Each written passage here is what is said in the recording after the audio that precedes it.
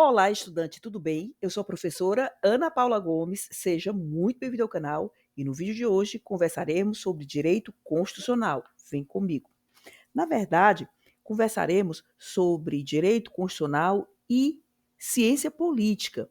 Trabalharemos com um texto do professor Dimas Macedo, intitulado O Pensamento Político de Paulo Bonavides. Tanto o professor Paulo Bonavides como o professor Dimas Macedo, eles foram professores da Universidade Federal do Ceará. E esse trabalho, Pensamento Político de Paulo Bonavides, na visão do professor Dimas, se encontra disponível na rede mundial de computadores e eu recomendo fortemente sua leitura porque é um plexo de erudição. É um rico texto sobre aspectos do professor Paulo Bonavides enquanto cientista do Estado e enquanto teórico da Constituição. A leitura do trabalho, a meu ver, é imprescindível. Bem, aqui com vocês eu vou recordar alguns aspectos que me chamaram a atenção na leitura deste ensaio acadêmico. Vamos lá. Antes, porém, eu gostaria de registrar que o professor Paulo Bonavides, ele, em minha análise, foi o maior cientista político que esse país já teve. Ele nasceu na Paraíba e boa parte de sua vida ocorreu no Ceará, onde ele foi professor da UFC, assim como o professor Dimas. O professor Paulo Bonavides, ele foi um grande tradutor do ordenamento, sobretudo germânico, ao direito brasileiro. Ele traduziu muitos trabalhos produzidos pelas cortes de outros países, tudo com o intuito de, digamos, agregar valor ao processo de interpretação e aplicação da norma jurídica aqui no Brasil. Olha só o que o professor Dimas fala no último parágrafo da página 1. Nele, ou seja, ele está a falar, do professor Paulo Bonavides, se reflete uma multiplicidade de personas e de sujeitos intelectivos que transitam à vontade da compreensão da nossa formação constituinte às raias da teoria política mais sofisticada, fundamentada, esta última, no pensamento filosófico germânico e na construção jurisprudencial das melhores cortes de justiça, onde a Constituição e o seu conteúdo são interpretados em vista à concretização da sua inteligência. Mais para frente, vocês vão ver que o professor Dimas associa o pensamento do professor Paulo Bonavides à concretização das liberdades.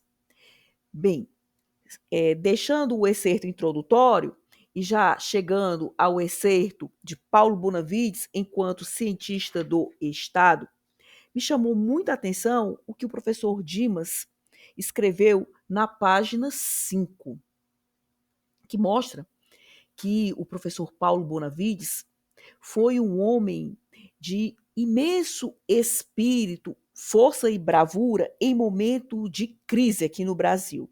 E, por sinal, que falta faz o professor Paulo Bonavides? Vamos nós. O professor Dimas recorda que ele foi um dos nossos primeiros germanistas, que foi professor e cientista político, já falei isso para vocês, mas olha só o que está aqui nesse parágrafo. E que glória poderia mais aspirar Paulo Bonavides na segunda metade da década de 60? Década de 60, período de crise aqui no Brasil. A construção de um pensamento próprio e de uma teoria constitucional e democrática em torno da crise política brasileira, exacerbada de forma acentuada pela insanidade da ditadura militar. Ou seja, o que é que o professor Dimas está querendo falar aqui? Que a partir de 64, mesmo diante da crise instaurada pela ditadura, então vigente, o professor Paulo Bonavides ele não se calou, ele foi viva voz Ele não deixou de combater e expressar o seu pensamento. De fato, nos momentos de crise é que a gente vê quem são as grandes pessoas, não é verdade? E aqui o professor Dimas recorda esse aspecto muito importante da vida e obra do professor Paulo Bonavides na perspectiva de cientista do Estado. Já avançando para a dimensão do professor Paulo Bonavides enquanto teórico da Constituição, o que me chamou muita atenção no trabalho do professor Dimas foi o que ele deixou escrito na página 7, último parágrafo. De fato, esse aqui chama muita atenção. Olha só. Voltando-me agora para a intelecção do principal objeto de pesquisa, afeto ao pensamento e ao discurso de Paulo Bonavides, registro que é indiscutível para mim que toda Constituição é um centro, que toda Constituição, para além da sua forma e da sua substância, é um conjunto de normas e princípios que se abrem para a interpretação e para a riqueza inusitada dos signos que resguarda nas suas entrelinhas. O que ele está querendo dizer? Que o jurista genuíno não é aquela pessoa que simplesmente aplica a norma jurídica cara crachá. Não. O jurista genuíno é aquela pessoa que se abre numa perspectiva de uma matricialidade para a interpretação e para a riqueza que está nas linhas e nas entrelinhas do texto, que é o ponto de partida para a interpretação. Você vai ver como é muito importante esse pensamento. Daqui a pouco eu vou mostrar uma passagem bem interessante da vida do professor Paulo, aspecto esse recordado pelo professor Dimas. Aí continua o professor Dimas. A Constituição, nesse sentido, é um rito de passagem. E o direito constitucional é uma ordem positiva e um processo social em compasso de mudança. Ou seja, o jurista genuíno, ele não pode estar desconectado da realidade. É esta a lição da sociologia jurídica americana e é este o sentido das cortes constitucionais da Europa, que você viu, né, que eu já li o excerto, em que diz que o professor Paulo ele estava muito antenado com o que acontecia no universo jurídico fora do Brasil. Bem, e aqui ele vai falar da tópica. Eu vou já falar da parte que ele cita o professor Paulo Bonavides. Antes, porém, eu vou só recordar o que é a tópica. A tópica é um método hermenêutico que parte do problema a ser resolvido. Então, no processo de interpretação da norma jurídica, para depois aplicá-la, a tópica parte do problema a ser resolvido. E ele vai falar da tópica de Paulo Bonavides. Olha que interessante. A tópica de Paulo Bonavides converge para um ponto de partida, qual seja a reconstrução constitucional de todas as latitudes do direito, requer a condição das aporias e as categorias maduras da justiça como modelos primordiais da liberdade. Observe a associação aqui, justiça à liberdade. Assegurada pelos direitos fundamentais de todas as idades e pelos anseios de dignidade e participação. Esse parágrafo aqui é riquíssimo. Em relação à perspectiva da dignidade e participação, aqui há uma entrelinha em termos de dimensão kantiana. Para Kant, todos nós carregamos no peito a semente da dignidade que a todos humaniza. Kant fundamenta o direito na liberdade. E essa liberdade, para Kant, se desdobra em liberdade, autonomia e liberdade, participação. Então, aqui, em minha análise, eu percebo uma conexão do pensamento do professor Paulo Bonavides ao pensamento kantiano. Quando o professor Dimas associa os trabalhos do professor Paulo ao processo de asseguração dos direitos fundamentais, é importante recordar que, para o professor Paulo Bonavides, Os direitos fundamentais possuem raízes, ou seja, embriogenia no Estado liberal, com as liberdades públicas de primeira geração, mas não se esgotam por aí, tá certo?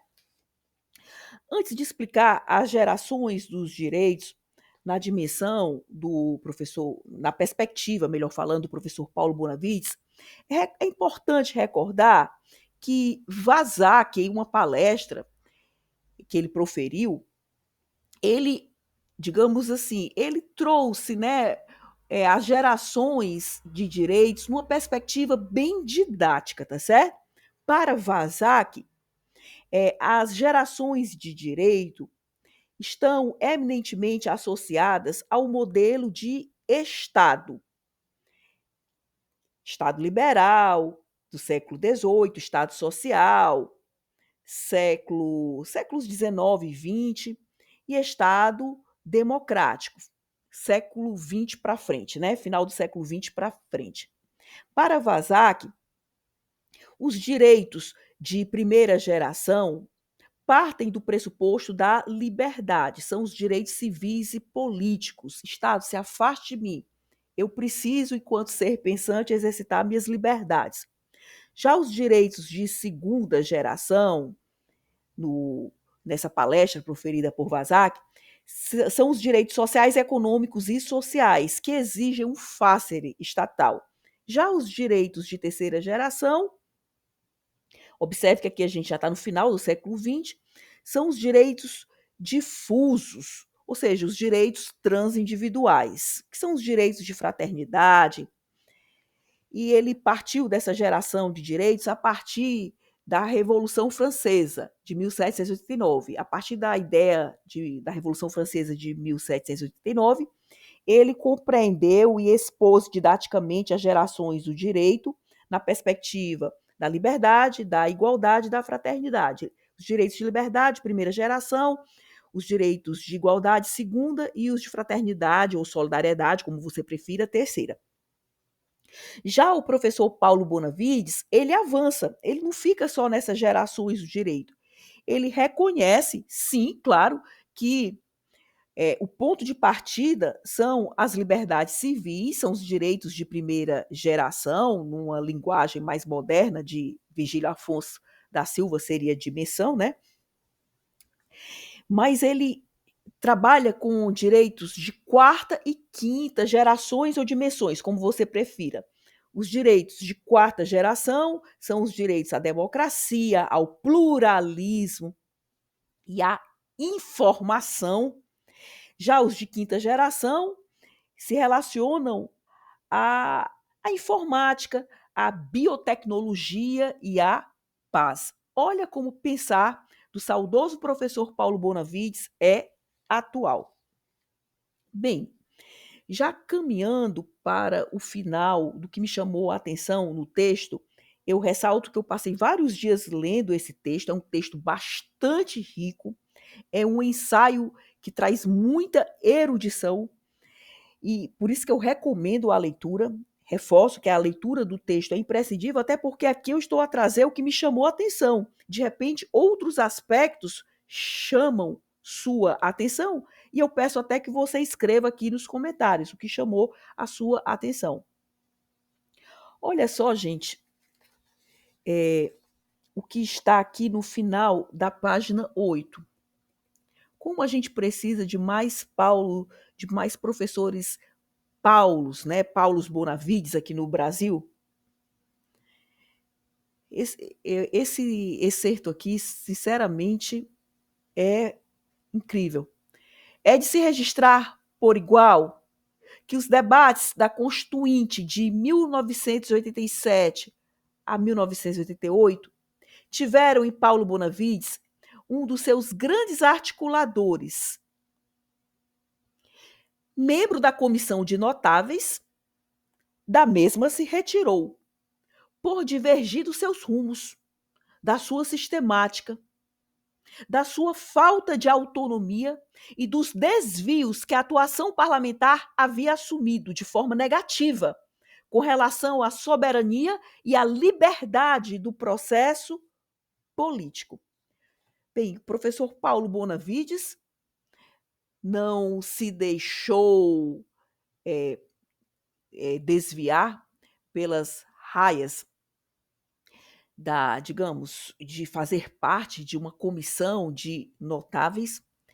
O professor Dimas registra que ele não compactuou com os rumos que essa comissão de notáveis, os rumos tomados por essa comissão, e simplesmente, contra qualquer forma de vaidade, ele simplesmente se retirou. E é isso que o jurista genuíno deve fazer: combater vaidades, ter abertura mental, porque de fato certos valores são inegociáveis. E nesse aspecto, o professor Paulo Bonavides foi vivo templo. Mais valem as lições dos exemplos que as dos preceitos, não é mesmo, gente? Então, é, eu vou terminar o vídeo de hoje deixando para você refletir em relação a esse parágrafo aqui, a esse aspecto recordado brilhantemente pelo professor Dimas Macedo em relação à vida do professor Paulo Bonavides, do saudoso professor Paulo Bonavides. E eu vou terminar o vídeo de hoje com um pensamento extraído da obra Sobre o Conceito da História, de Walter Benjamin, que, por sinal, Walter Benjamin, ele foi muito amigo de Hannah Arendt. Walter Benjamin, assim como Hannah Arendt, eles foram perseguidos pelo totalitarismo, então reinante na época da Segunda Grande Guerra Mundial. Infelizmente, o Walter Benjamin teve um destino trágico, diferentemente de Hannah Arendt, né, que ela conseguiu fugir da Europa e conseguiu se refugiar nos Estados Unidos. Bem, gente, e eu vou terminar com esse pensamento de Walter Benjamin. A verdadeira imagem do passado escapa rápido. Isso está escrito sobre o conceito de história de Walter Benjamin. E é exatamente por isso que eu considero de muita importância esse texto do professor Dimas Macedo, que faz com que imagens do passado fiquem registradas. E é isso aí. Espero que o conteúdo de hoje tenha sido útil. Gratidão por sua audiência. Até o próximo vídeo.